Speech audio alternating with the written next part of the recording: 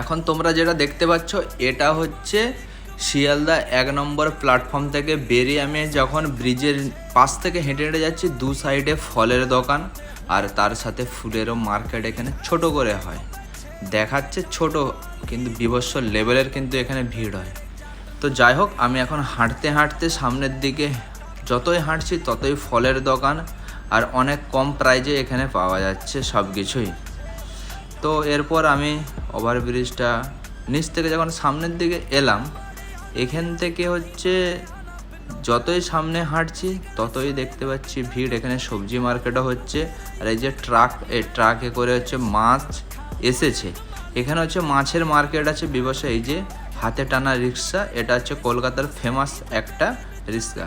আর এই যে তোমরা দেখতে পাচ্ছ বাঁ সাইডের দিকে যত ছোট ছোট হাতি গাড়ি আছে, এই গাড়িতে করে সবজি জিনিসপত্র